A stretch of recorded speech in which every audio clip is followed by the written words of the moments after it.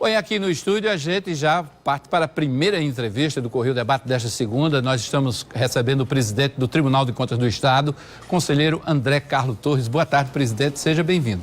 Boa tarde, Hermes. É uma satisfação trazer a mensagem do tribunal para toda a Paraíba. Presidente, recentemente o tribunal anunciou uma caravana de obras. Na verdade, um monitoramento das obras. Ela já terminou? Já foi concluída? Sim, a caravana já foi concluída. Ela foi um passo de um sistema que nós estamos daqui a pouco colocando no ar. É um sistema que vai oferecer a toda a sociedade paraibana e aos gestores um mapeamento das obras municipais e estaduais com fotografias, com custo. Você agora vai poder acessar o mapa, clicar no município que você deseja e ver com fotos, valores, número de contratos, as obras que estão sendo ali executadas e a sua qualificação. Se concluída, se pendente, se abandonada, enfim. É mais um painel de acompanhamento da gestão que nós vamos colocar no ar à disposição de toda a coletividade. Quer dizer, esse tipo de painel, esse tipo de ferramenta permite também uma maior transparência, né, com como o gestor público está gastando o dinheiro do contribuinte. Sem dúvida, a transparência é o caminho. Quanto mais você disponibiliza ao público informações sobre qualquer assunto, no nosso caso sobre gestão pública, isso capitaneia um maior contingente de pessoas para auxiliar na fiscalização. O Tribunal de Contas exerce a fiscalização e quanto mais pessoas houver fiscalizando, observando, denunciando, trazendo informações úteis para a coletividade e também para o órgão de fiscalização, mais efetivo e eficiente será o exercício desse papel. Foram 600 obras, em torno de 600 obras fiscalizadas em 200 municípios?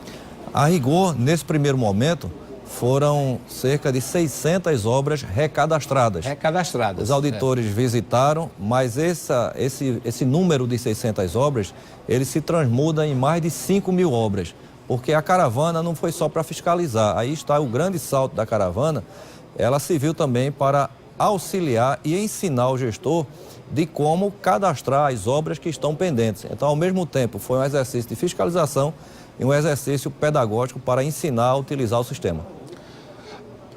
O Tribunal de Contas lançou também recentemente uma outra ferramenta chamado o painel Medicamentos. Como é que ele funciona, presidente? Esse painel Medicamentos, ele tem como base praticamente as notas fiscais eletrônicas do Estado. Ele trabalha também com dados da Receita Federal e do próprio Tribunal de Contas. Para que é que ele serve? De uma forma bastante simples. Serve para verificar o grau de vencimento que os medicamentos estão sendo adquiridos.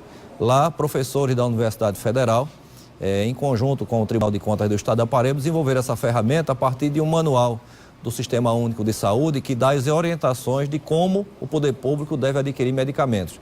Os medicamentos devem ser adquiridos com, no mínimo, 75% de vida útil. Um medicamento que tem 2 anos de validade, ele tem que ser adquirido com 1 ano e meio, pelo menos, de vida útil até o seu vencimento.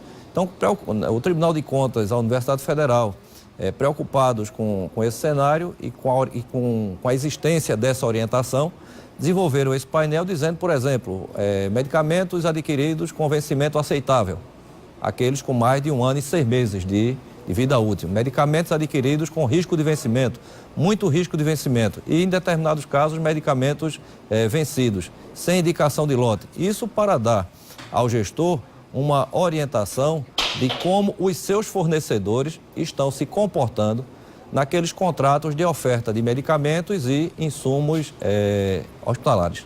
Ou seja, vai ficar de olho na compra de medicamentos. Há uma preocupação sempre com essas compras governamentais, porque nós temos notícia, aliás, esse final de semana também foi recheado de uma notícia que envolvia venda e compra de medicamentos, de insumos para as prefeituras, principalmente em Secretaria de Saúde.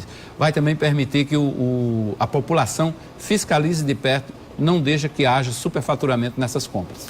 Esse é o tom, porque na hora que você coloca no ar um painel desse, com informações de fácil acesso, com apenas um clique, e inclusive a partir do seu celular, você pode usar o celular e ter acesso a todas essas informações, você não só dá ao gestor um sistema gerencial que ele pode utilizar melhor o seu fluxo de almoxarifado, o que entra e o que sai, mas também a toda a população que vai ter acesso à informação, aos demais órgãos de controle, o Ministério Público, a Controladoria Geral da União, porque no manuseio de recursos pelos diversos municípios e pelo próprio Estado da Paraíba, existe também o componente do recurso federal.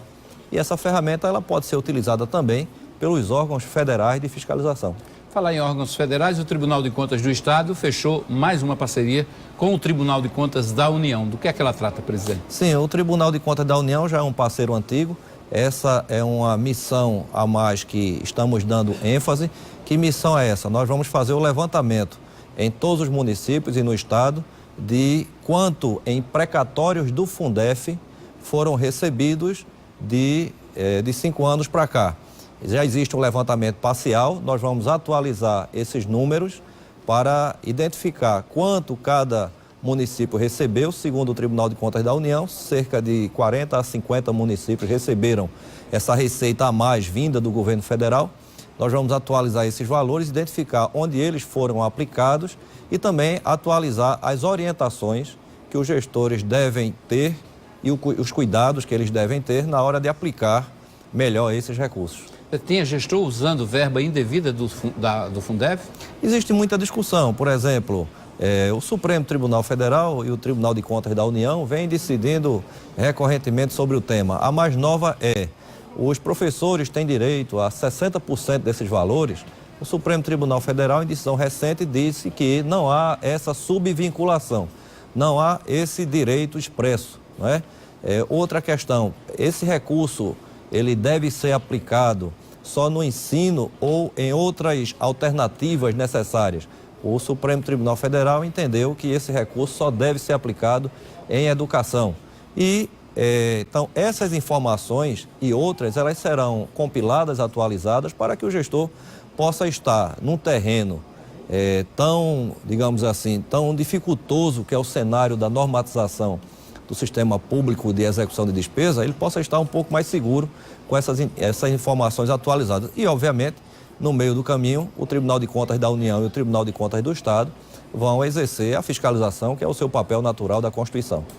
Ok, daqui a pouquinho a gente retoma a entrevista com o presidente do Tribunal de Contas do Estado, o conselheiro André Carlos Torres.